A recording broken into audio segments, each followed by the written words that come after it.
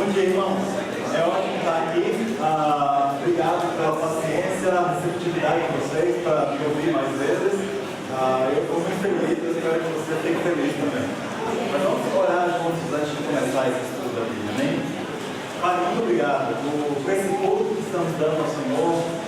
Pai, fazemos isso com a confiança de que o Senhor está feliz agora, olhando para nós. O Senhor estava dançando conosco, cantando junto conosco, por causa da sua humildade, Pai. O Senhor recebe mesmo nossas vozes desafinadas, os nossos erros, os problemas técnicos que surgem, mas o Senhor vê além de tudo isso, vê o nosso coração. E se o nosso coração quer te adorar, o Senhor recebe isso com muita alegria. Te agradecemos por isso. Eu peço tanto que o Senhor use a minha vida, Pai. Eu sei que eu vou cometer muitos erros aqui também, mas eu oro que o Senhor use a minha vida, que o Senhor veja meu coração e me ajude, Pai. E ajuda todos nós a sairmos daqui inspirados com a Tua palavra e também decididos, Pai, a vivermos de acordo com o que ela nos ensina. Te oramos gratos. Em nome do Seu Filho. Amém. Na semana passada a gente começou o estudo sobre o Sermão da Montanha, foi? E a gente viu que bem-aventurados são os pobres de espírito. Essa semana a gente vai continuar estudando, como a gente falou. A gente viu na semana passada que o objetivo de Jesus ao ensinar esse sermão foi nos ajudar a ser felizes. Uma coisa que às vezes a gente não pensa muito sobre a Bíblia, não? A gente pensa nas leis, nos mandamentos, nos padrões altos e são altos, mas a gente não pensa muito que Deus quer nos fazer felizes por meio desses padrões e por meio desses mandamentos. A gente viu que as bem-aventuranças são a introdução desse sermão. São os 12 primeiros versículos de Mateus capítulo 5, que não tem um mandamento sequer. Jesus não manda a gente fazer nada, mas Ele afirma o que a gente precisa ser. Ele afirma um caminho para a gente poder seguir, se a gente quiser a verdadeira felicidade. A gente estudou um pouquinho o significado dessa palavra, bem-aventurado. E a gente viu a ilha. A gente viu a ilha de Chipre, que os gregos na antiguidade chamavam de Remacaria, que é a mesma raiz dessa palavra bem-aventurado, que era uma palavra que significava, era tão linda, tão fértil, tão produtiva, que ninguém precisava sair de suas costas para achar a verdadeira felicidade, para se sentir completamente preenchido. E aí Jesus se apropria dessa palavra e fala, olha, felizes, e aí Ele ensina para nós o que realmente traz a felicidade. Por mais incrível que seja a ilha de Chipre, eu gostaria muito de lá, não é a ilha de Chipre que traz a verdadeira felicidade, amém?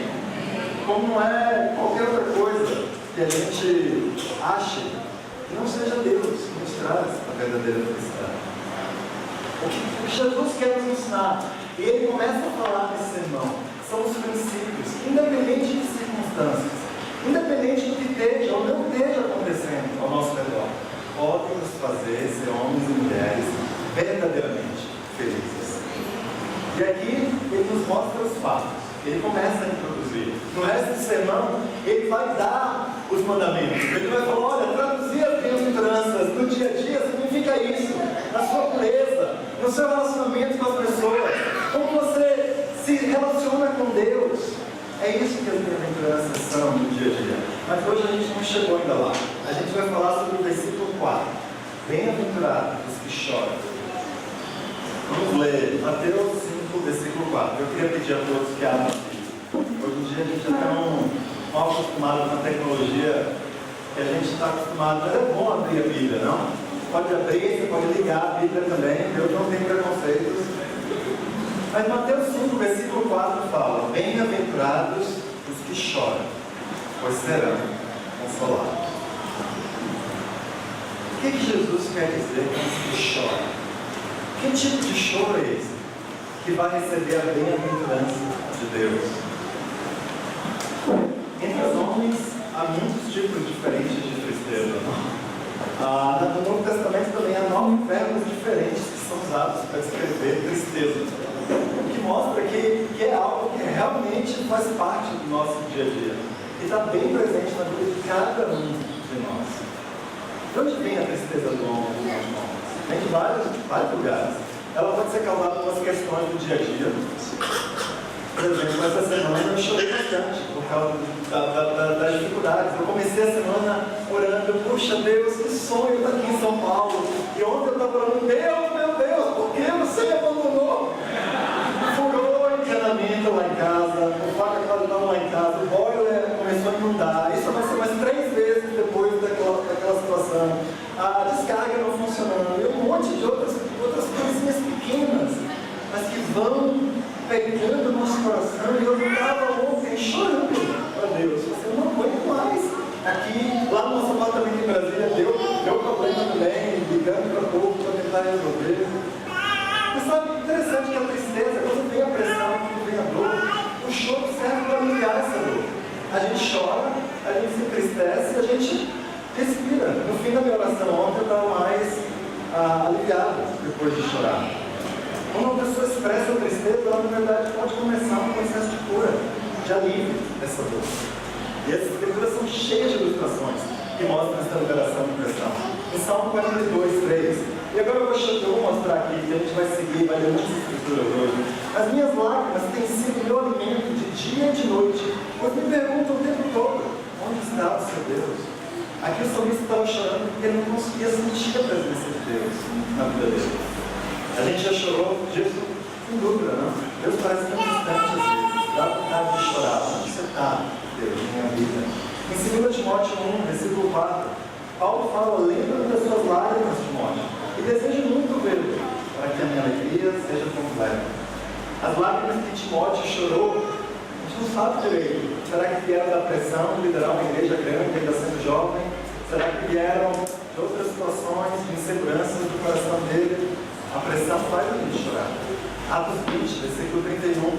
Por isso vigiem, Paulo falou para os Efésios. Lembrem-se de que durante 3 anos jamais cessei de advertir cada um de vocês disso, noite e dia, com lágrimas. A preocupação com os outros faz a gente chorar. Quando a gente vê alguém querido que está sofrendo, isso causa tristeza em nós também.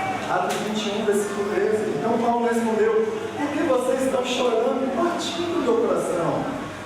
Os presbíteros sabiam que Paulo ia sofrer muito a Jerusalém. E eles choraram, pensando que Paulo ia sofrer. Em Gênesis 27, versículo 38, Esaú pediu ao pai, meu pai, o Senhor tem apenas uma bênção, abençoe-me também, meu pai. Então chorou Esaú, em alta voz. Isaac aqui tinha sido injustiçado pelo seu irmão. E ele ficou com o coração amargo. Ele chorou. E assim não, quando a gente fica com amargura no nosso coração, a gente chora de raiva, de vontade de dar um cascudo ou pior em alguém. Porque a amargura faz isso pra gente. Em Lucas 7:37, certa mulher daquela cidade, uma pecadora, trouxe um prato de alabastro com perfume e se colocou atrás de Jesus, a seus pés, chorando, começou a molhar-lhe os pés com suas lágrimas. Às vezes as pessoas choram porque estão muito agradecidas. Essa mulher é uma delas. Ela está tão constrangida pelo que Jesus fez. Quem de nós não verteu algumas poucas lágrimas, até mais do de nós? Quando a gente foi tocado pela cruz, verteu uma lágrima, ou pelo menos pensou em chorar, e voltou as lágrimas antes delas saírem. Você sabe, as lágrimas não são por todas. O choro não é necessariamente mal. As pessoas choram. Várias razões por dor física, por solidão, por se sentir pressionado, por diversas outras situações que acontecem na vida. Eclesiastes 3 diz que há tempo de chorar e tempo de rir, tempo de prantear e tempo de dançar. Então sim, a tristeza pode vir por situações do dia a dia. A gente não precisa ser cristão para experimentar isso. Qualquer ser humano, isso é comum, a existência humana. Mas o choro também pode vir como consequência de pecado. Algumas pessoas ficam tristes, choram, porque não conseguem satisfazer seus desejos pecaminosos. Querem fazer algo que não é certo, não conseguem, ficam mal com isso. Em 2 Samuel 13, versículo 2, a Bíblia fala que Amnon ficou angustiado, ao ponto de adoecer por causa de sua meia-irmã Tamar, pois ela era virgem e parecia impossível aproximar-se dela. A gente consegue imaginar esse homem grande, alto, bonitão, cabelo grande, deitado lá na cama, chorando, porque queria deitar, dormir com sua meia-irmã. Ele sabia que não era certo, ele não era casado com ela. Em 1 Reis 21:4, a gente estudou aqui sobre a casa de Jezabel recentemente. Então Acabe foi para casa aborrecido e indignado, porque Nabote de Jezreel lhe dissera: não te darei a herança dos meus pais. Deitou-se na cama, virou o rosto para a parede e recusou-se a comer. Deu uma birra. Não vou comer, ele não quer me dar a vinha que eu quero tanto ter. Acabe ficou aborrecido de cama, porque não teve a vinha. Porque ele era um homem mimado e ficou frustrado por não conseguir o que ele queria. Alguém pode expressar tristeza por causa de culpa, e chorar por causa de culpa. A gente não vai ler, mas você pode ler isso depois em Samuel, 2 Samuel 15 a 19, quando Davi ficou culpado, chorou. Outro chora porque a imagem deles foi abalada diante de outras pessoas.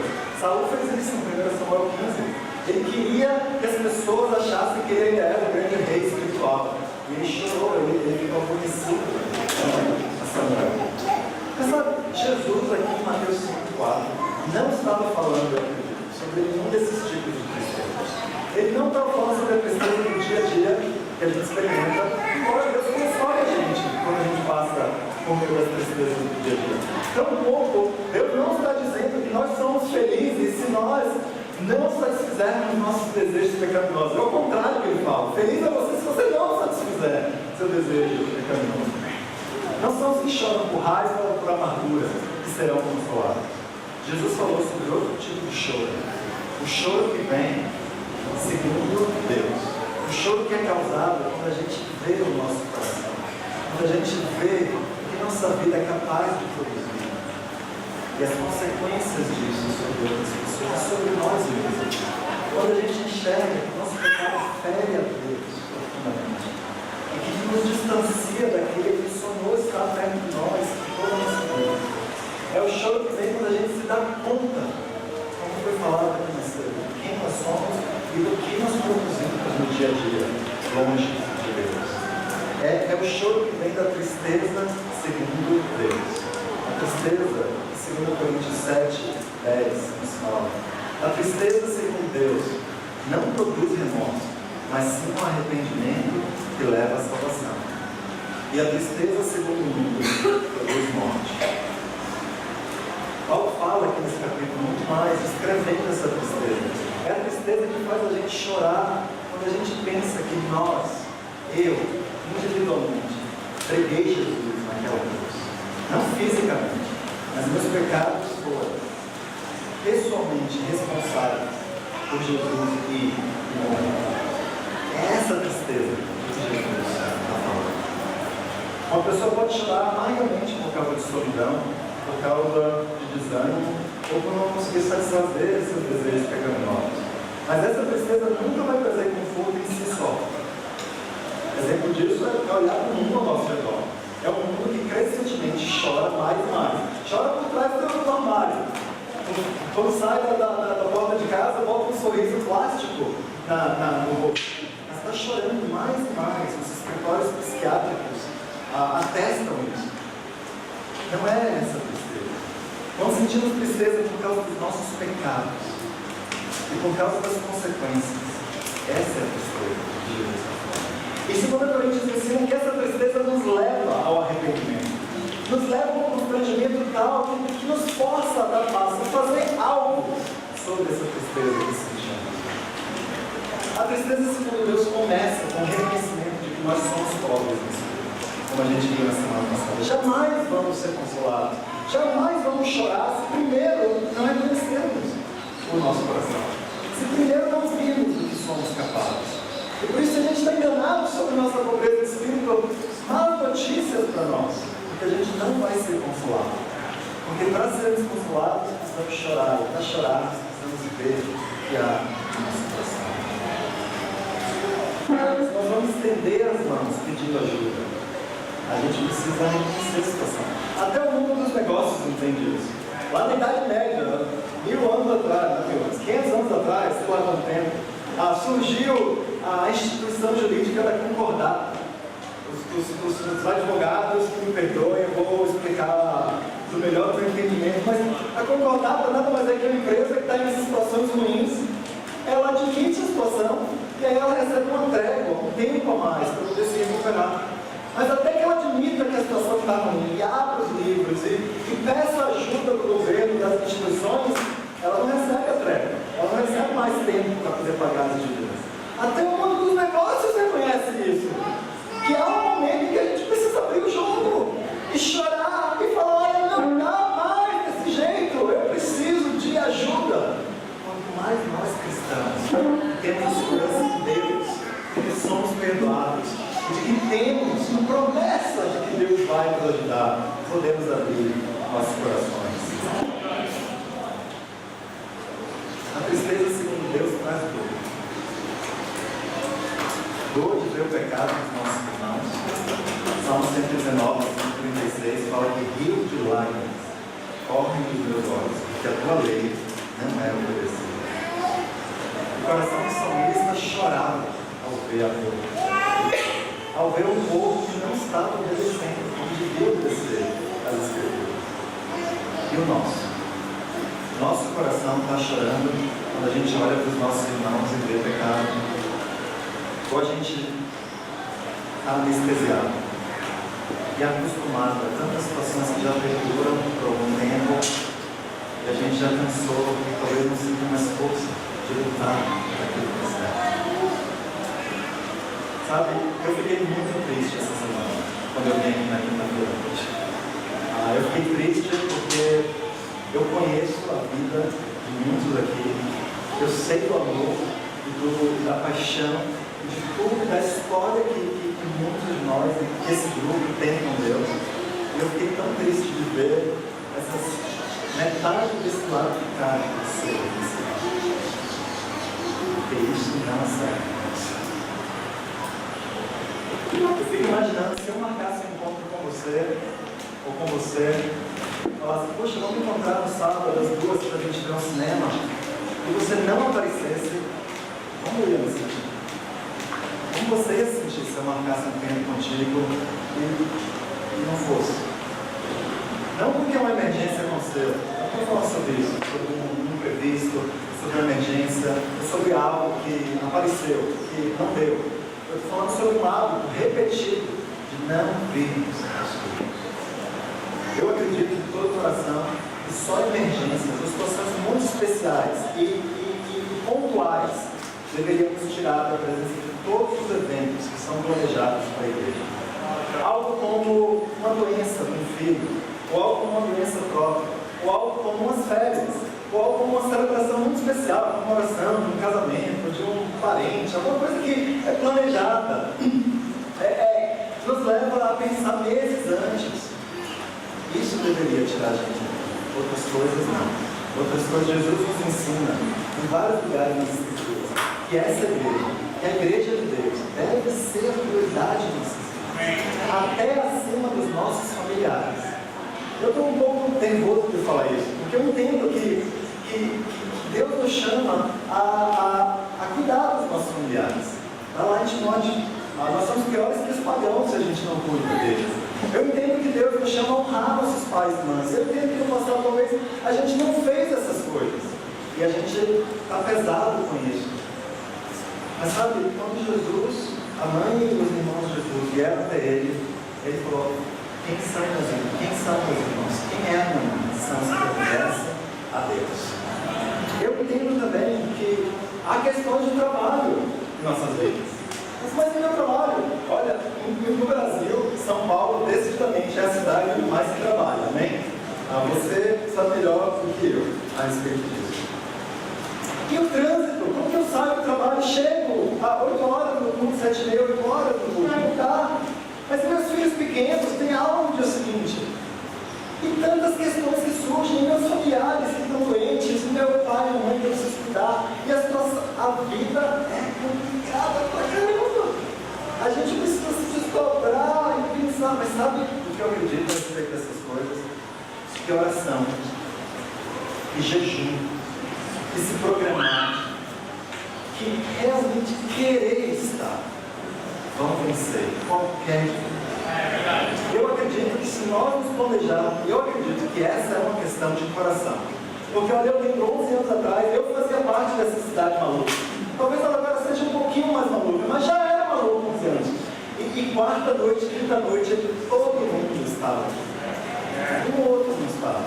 Eu entendo que alguns estudam, que outros, mas sabe o que eu acredito a respeito disso? Você quer estar aqui, porque se você quer estar, você vai orar, você vai pensar em maneiras, você vai falar com o seu chefe, eu posso sair mais cedo na quinta-noite, eu posso compensar, eu chego mais cedo em outros dias, mas eu preciso sair um horário tal para chegar lá até o horário do curso começar. Na minha faculdade, olha, talvez eu até me forme um pouquinho depois do que eu me formaria, mas o que é um semestre ou um ano que a gente vai dar da nossa formação acadêmica para Deus? Por que a gente não pode atrasar? Porque a gente não pode pelo menos tentar fazer essas coisas acontecerem. Esse é o problema. Eu acredito que se a gente tentar, quiser, lutar espiritualmente por isso, talvez alguns de nós não vamos conseguir. É verdade. Mas pelo menos a gente vai ter a nossa consciência limpa de que a gente está preparando. Deus conhece os corações, sabe que a gente quer estar, que a gente fez tudo que está sobre a nossa capacidade para estar. Irmãos, eu quero encorajar o fundo do meu coração, eu quero chamar cada um. Se é um culto que é planejado, olha, se não é a melhor ideia, é um culto no meio de semana, vamos conversar. Eu pessoalmente não acho que é a melhor ideia ter um culto no meio de semana. Eu acho que a gente deveria priorizar famílias, igrejas em casa e realmente fazer isso acontecer, pelo menos para os casados. Não é o que acontece hoje, vamos conversar. Mas enquanto nós tivermos culto de quinta-feira, às 7h30, 8 horas, não sei se o horário está cedo demais, vamos mudar o horário. Mas vamos fazer tudo que está sobre a nossa capacidade para estarmos aqui essa próxima quinta-feira, amém? O irmão uma vez me ensinou, mais da metade do sucesso é comparecer. É simples.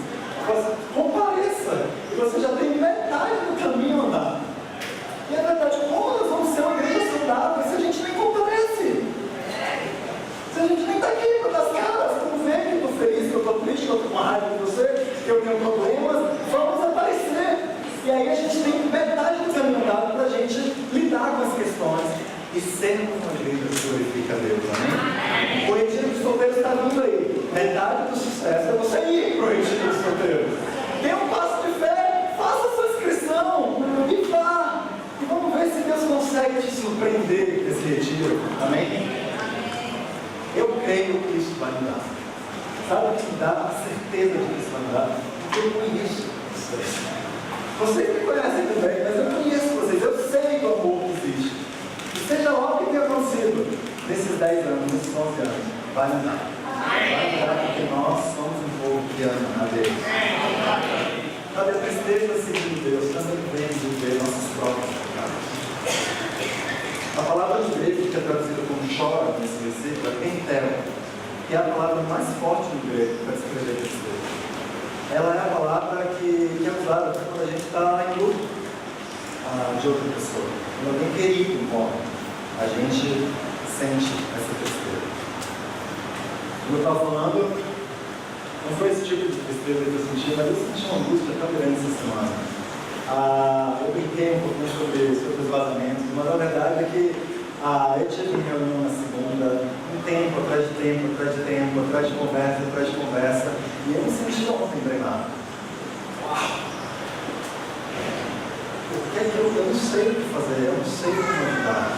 E a gente sente profundamente, quando a gente vê as pessoas sofrendo, e a gente vê que por trás de todas as questões da igreja existem almas e pessoas que estão vivendo de uma maneira má ou de uma maneira boa, que estão experimentando coisas boas, experimentando coisas más, que estão tendo casamentos onde existe amor, onde não existe amor, que estão criando os filhos de uma maneira bíblica e correta, dando esperança e visão para os nossos filhos, ou não tratando com respeito as crianças. É por isso, é atrás disso que estão todas as questões da igreja, vidas. E ontem eu senti um peso, uma tristeza tão grande. E o que me toca mais, minha resposta principal quando eu fico assim, eu fico irritado e impaciente. Minha esposa e meus filhos são os primeiros que vêm esse lado. E além de toda a preocupação e dor que eu já estou sentindo, quando eu vejo o resultado do meu pecado em cima deles, aí acrescenta a culpa, e e ao desânimo de pensar, eu não vou conseguir mudar isso. Faz 14 anos que eu estou tentando ser mais paciente. Eu acho que eu andei a menos do que eu consegui andar no jardim dele. Eu falo, não vou chegar lá. É muito devagar o progresso. E aquilo me dá um desânimo. Eu penso nos meus filhos, não vão conhecer esse lado de Deus, da graça de Deus, da paciência de Deus. Eu entro em parafuso, eu começo a ficar negativo, causa uma dor para sair dessa espiral negativa, como custa espiritualmente. A gente pode pensar, como ficar triste assim, chorar dessa forma, vai fazer a gente ser feliz. Como são bem-aventurados os que choram. Eu sei que agora você já está deprimido aqui. Você está deprimido, você está olhando para o seu coração, pensando, meu Deus, o que eu estou fazendo? Você está deprimido, pensando, meu Deus, é Ele que está liderando isso aqui. Olha o que a gente fala nessa igreja. Eu preparando essa pregação, eu fiquei deprimido. Eu quero mudar alguma coisa aqui. Mas sabe, a tristeza, segundo Deus, vamos passar para a próxima parte. Ela traz consolo. Bem-aventurados os que choram, pois serão consolados. Serão consolados. Novamente, a sabedoria de Jesus que entra em cena aqui. Porque Ele promete aos que choram que vão ser consolados. Que tipo de consolação a gente pode esperar de Deus quando a gente vê nossos pecados e sente a tristeza, segundo Deus? Primeiro é importante a gente entender que não é o nosso choro em si que produz o nosso. Você pode chorar e se sentir igualmente angustiado depois. Talvez com um pouco de alívio fisiológico, mas sem resolver nada dos seus problemas. Por mais que a gente se sinta bem de extravasar, não é o extravasar em si que traz o consolo. É a resposta de Deus ao nosso choro que traz o consolo. Deus nos consola por meio dos irmãos. Quando a gente chora, algo precioso sobre o nosso coração é comunicado para outro irmão.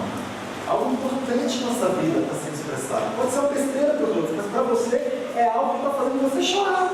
É algo valioso. É algo que só você pode dar para os outros. É algo tão precioso que está lá escondidinho no fundo do seu coração. E só você pode tirar isso e falar, eu estou chorando, eu estou me sentindo dessa forma. Eu estou angustiado por causa disso. Embora o choro seja uma expressão que todos nós, especialmente os homens, a gente se sente um pouco desconfortável em expressar, ele traz grande conforto. Romanos 12:15 fala assim, alegrem-se com os que se alegram, chorem com os que choram. O choro pode construir grande intimidade. Porque no momento em que choramos e que a gente confessa o nosso pecado, a gente se torna vulnerável, a gente se torna fragilizado, a gente mostra aquilo que é mais íntimo da nossa vida. Eu tive um passado consensual antes de ser cristão. E quando eu me tornei cristão, isso era algo muito vergonhoso de falar nas pessoas. E eu ia tremendo para confessar minhas tentações, minhas lembranças para outros irmãos. Eu pensava, poxa, as pessoas vão saber disso. Eu tinha confessado isso quando eu estudei a Bíblia, mas eu vou falar isso para os cristãos, as pessoas não vão querer ser minhas amigas. A gente mexia com minhas inseguranças, porque eu me achava meio diferente, me achava meio feio. E falar disso é algo extremamente difícil. Mas eu decidi que eu não vou me afastar de Deus. Se eu entendo, como eu entendia, que eu preciso abrir, rasgar meu coração diante das pessoas, eu vou fazer isso. Eu vou falar. E eu, movido por essa convicção, fui e falei, e algo estranho aconteceu, que acontecia nesses tempos. Que eu ia e falava, comunicando, cabeça baixa, cheio de vergonha. E no final do tempo, parecia que a admiração do irmão com quem eu estava falando aumentava por mim. Puxa, obrigado. E falou, você não está entendendo, deixa eu falar aqui com mais detalhes. E acontecia uma vez, duas vezes, três vezes. E eu fui entendendo o que espiritualmente está acontecendo. O problema não é o que você fez antes de ser cristão. O problema, eu vou falar isso, não é nem o que você fez depois de ser cristão. Porque, vamos ser honestos, para alguns de nós a gente vai pecar mais depois de cristãos do que a gente pecou antes. Porque a gente foi convertido jovem, tem a vida inteira para pecar. O problema não é o que a gente fez. O problema é como a gente vai lidar com isso. O problema é como que a gente vai tratar isso. A gente vai ser pobre de espírito, a gente vai chorar a respeito dessas coisas, a gente vai se arrepender, seja lá o que for que tenha acontecido, ou que está acontecendo em nossas vidas, porque Deus escreve nossas histórias. Hoje é com grande alegria, não que eu penso nos pecados que eu cometi, mas que eu penso que isso fez parte da minha história. Deus me fez um novo homem, me deu uma família, me deu uma esperança, me deu algo novo. Eu posso sim falar, eu posso compartilhar, eu não preciso ter vergonha de quem eu fui, porque eu não sou esse homem, eu sou outro homem. E cada um de nós pode falar isso, a respeito do seu pecado, a respeito daquilo que mais te envergonha. Mas primeiro, nós precisamos chorar a respeito. Deus nos consola com perdão. Salmo 32, versículos 3 e 5 falam: enquanto eu mantinha escondidos os meus pecados, o meu corpo definhava de tanto gemer. Então eu reconheci diante de ti o meu pecado, e não cobria as minhas culpas. Eu disse: confessarei as minhas transgressões ao Senhor, e tu perdoaste a culpa do meu pecado. Satanás promete saciar as suas necessidades, não por meio do pecado. Só que ele é um mentiroso, ele promete muito e não entrega nada. Ele fala: é incrível! Aí a gente vai, cai na dele e não recebe nada. Ele devora a nossa alma em vez de saciá-la. Promete levar a gente em um banquete, mas não fala para a gente: nós somos o prato principal do banquete. Recebe o consolo, o conforto do perdão aqueles que choram, aqueles que confessam e que abandonam os seus pecados. Há algum pecado na sua vida que você está tendo dificuldade de reconhecer? Há algum pecado na sua vida sobre o qual você não está chorando de Deus, deixando que as Escrituras toquem?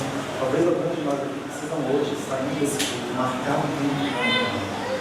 Talvez alguns precisam ter um tempo de oração, confessar Deus, confessar os irmãos, e decidir uma vida vivida, vida culto, domingo, de quinta-feira, mas sem o choro, sem uma tristeza profunda por meio do pecado, não vale de nada.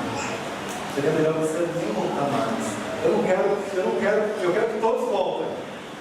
Mas sabe, se a gente não vai decidir em algum momento lidar com nossos pecados, é melhor a gente ir. Porque lá fora, pelo menos, a gente tem uma chance maior de que Deus vai tocar no nosso coração. E de que a gente vai voltar para Deus de uma forma alegre.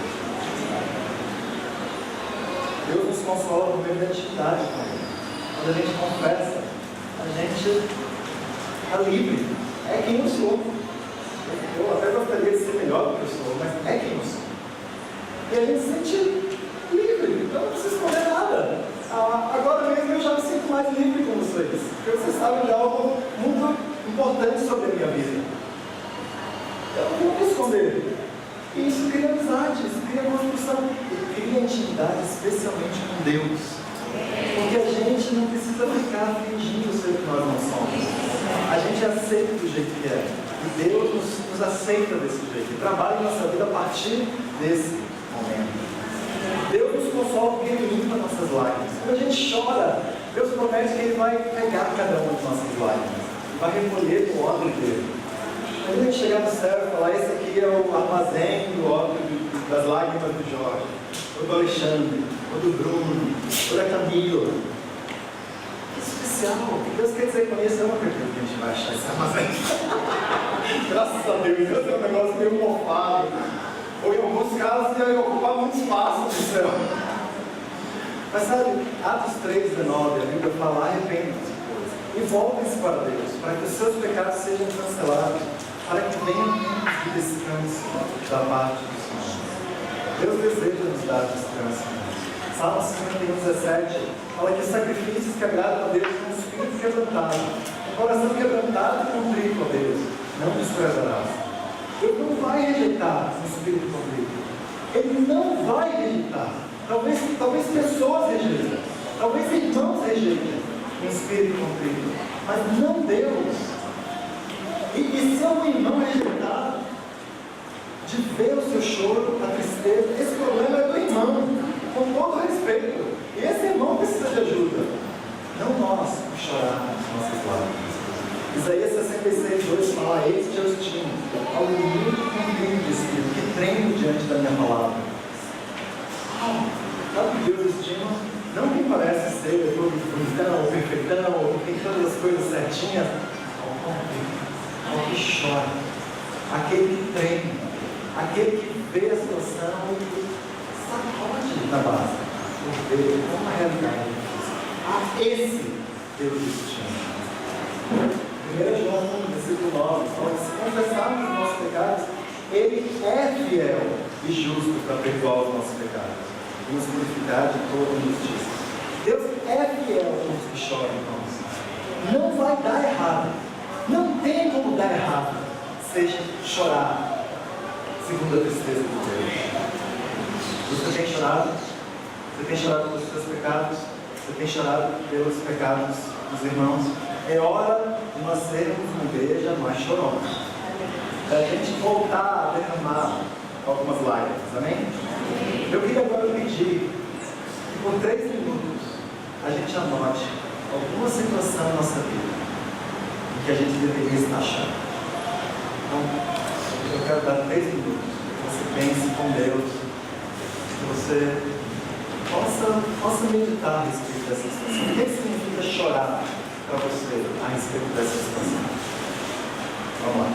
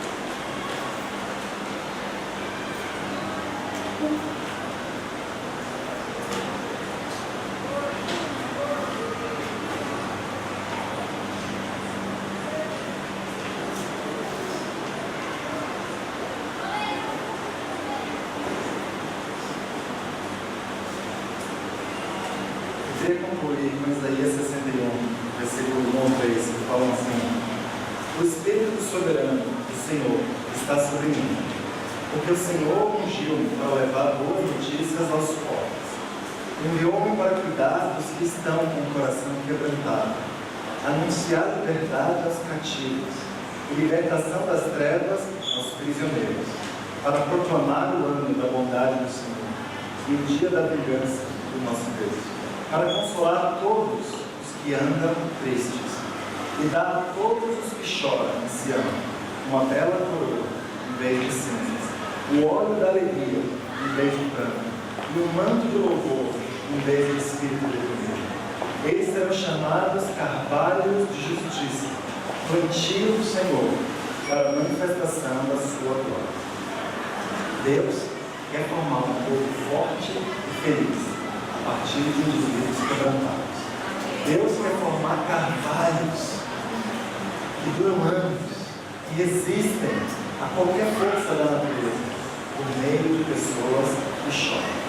Sabe a semente que ele quer usar para construir esses carvalhos? Homens e mulheres que choram. Bem-aventurados os que choram, estarão aos lados. Obrigado.